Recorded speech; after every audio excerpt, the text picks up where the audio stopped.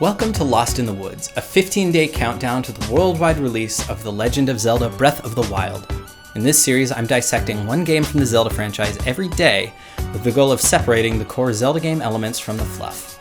I'll show you how Breath of the Wild is the culmination of 30 years worth of Nintendo defining, losing, rediscovering, and finally perfecting exactly what makes a Zelda game great.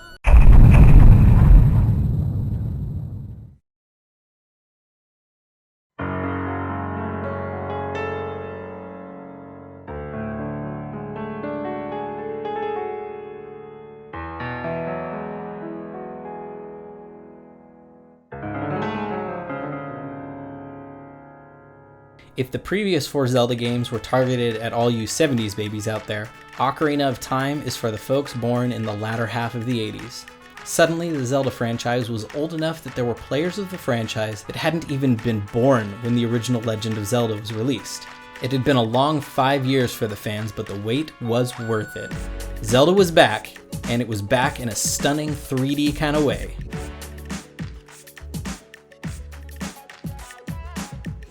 Words cannot describe the feeling of wonder this game gave me as a 10-year-old. The first time I left the Kokiri Woods and stepped into the expansive Hyrule fields staring into the beautiful sunrise has been imprinted on my very soul.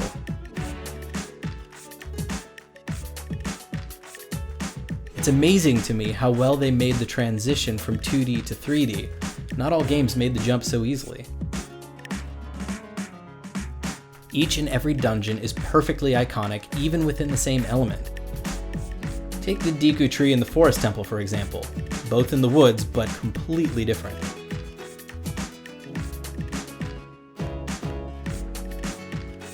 The characters are fully fleshed out, with Soraya and Milan creating... what was that? Real emotion? These were real people to me. And the world itself was injected with so much character, from the iconic Death Mountain to the Badlands of the Gerudo Desert. Amazing. Nintendo had a myriad of problems to solve in this transition to 3D though. If you grew up with 3D games being the norm, again, it will be difficult for you to imagine the conversion required to turn 2D gameplay into 3D gameplay. Nintendo literally had to invent seemingly simple things we now take for granted, like how to manipulate the camera reliably, or what to do about 2D dungeons in a 3D space. What about combat? Here's a cool anecdote from the development team. As we went along looking at everything, it was so hot that we ducked into a playhouse to cool off. They were doing a ninja show. A number of ninja were surrounding the main samurai, and one lashed out with a kusurigama. The lead samurai caught it with his left arm. The chain stretched tight, and the ninja moved in a circle around him. Thus, the Z targeting was born. The interesting part of the 3D transition is how complicated it is to manipulate things in 3D as opposed to 2D. Since accessibility is a goal for Nintendo, what would they need to simplify to make sure inexperienced folks could pick it up and play as well? The first thing to go was the speed and precision required in the previous games. The dungeons became less about enemies and more about cerebral puzzles. The combat less about maneuvering arcade style, coming to rely more on simple pattern and puzzle recognition. While in combat, if the player held out their shield while Z-targeting, they would be totally safe.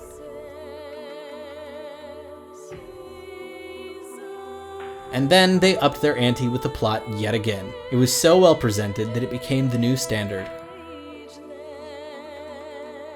Who else remembers that mouth-dropping realization you had when Link was suddenly 7 years older? In setting the plot bar up another few notches, it proved once again to veer them slowly but ever so surely away from the core that made Zelda great in the first place. That pesky non-linear exploration. Ocarina of Time had none of it. The plot focus had been so successful in their previous attempts that it was hard to justify not making plot a large focus. And here's the beginning of the end. Putting so much emphasis on a well-crafted and complicated story painted them into a technical bind. The hardware limitations of the Nintendo 64 barely allowed for the world we were given, let alone allowing for a fully explorable non-linear world. At this point, the only way to keep making Zelda games in this incredibly successful 3D style was to expand and polish. So that's what they did with their sequel, right? Expand the world and polish the gameplay? No, actually. Nintendo threw another curveball and gave us a second spin-off. Majora's Mask. A game that, surprisingly, has more in common with the original Zelda core than Ocarina of Time by harkening back to the non-linear exploration aspect, just in a completely different way. Come back tomorrow as we dissect the most bizarre and bold entry in the series to see what makes it tick.